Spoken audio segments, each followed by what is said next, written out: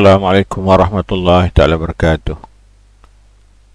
Pada pagi ini kita cuba membincangkan tentang salah satu daripada topik pengurusan projek, iaitu apabila kita telah menerima surat LA ataupun surat setuju terima daripada klien, apa yang kita, apabila dapat surat itu, apa yang perlu kita buat terhadap surat tersebut.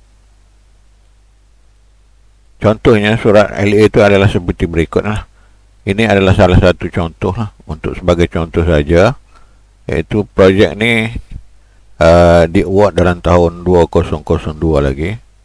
Iaitu dalam surat setuju terima ni, kita ada beberapa perkara yang diminta oleh klien untuk diserahkan dalam masa 14 hari daripada tarikh penerimaan tender tersebut, dan surat tersebut menyatakan ada 5 perkara penting lah untuk kita serahkan kepada klien. Pertamanya berkenaan dengan bond pelaksanaan kerja.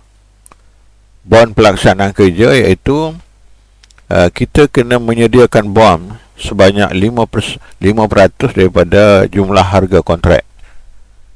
Sekiranya tuan memilih untuk mengambil bond pelaksanaan dalam bentuk jaminan bank ataupun guarantee insurance, maknanya sila gunakan barang yang tertentu lah daripada klien. Ataupun kalau kita nak menggunakan reduction daripada potongan daripada bayaran sehingga 5% daripada jumlah kontrak pun boleh. Tapi pada akhirnya setahun ataupun pada akhirnya defect liability, barulah kita dapat duit tahanan tersebut. Duit tahanan tu sebagai against kita punya bond pelaksanaan lah. Yang keduanya adalah polisi tanggungan awam ataupun public liability policy. Dalam public liability policy ini, dia menyatakan tanggungan minima yang perlu diliputi oleh insurans tersebut dari jangka masa mulanya kerja sehingga setahun 3 bulan 14 hari selepas tamatnya tempoh kontrak. Itu. Yang ketiganya adalah polisi insurans kerja, iaitu insurance of work. Polisi ini adalah untuk melindungi keseluruhan kerja tersebut. Dan pihak klien ada membuat fire, lighting, explosion, storm, flood dan sebagainya lah, dari segi untuk melindungi kerja tersebut.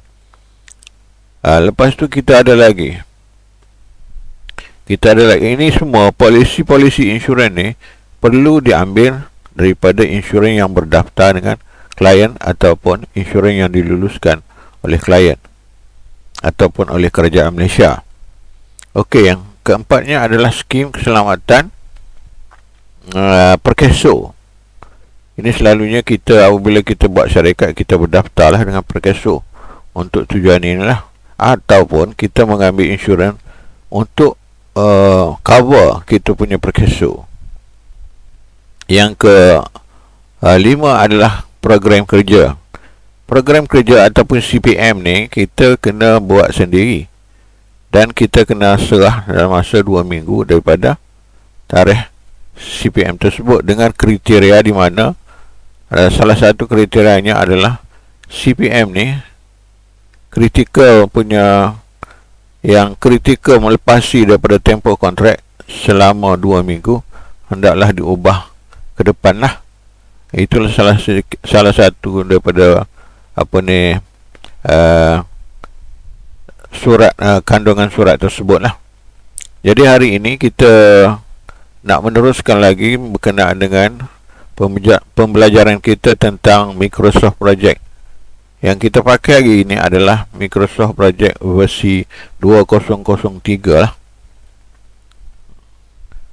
Iaitu macam ni lah. Kita akan buka Microsoft Project 2003 nanti, dan kita tengok step by step cara kita nak membuat penjadualan kita seterusnya untuk projek inilah. Jadi untuk itu kita tangguh dulu dengan kata-kata Assalamualaikum wabillahi taufiq wal hidayah. Wassalamualaikum warahmatullahi ta'ala wabarakatuh. Sekian, terima kasih.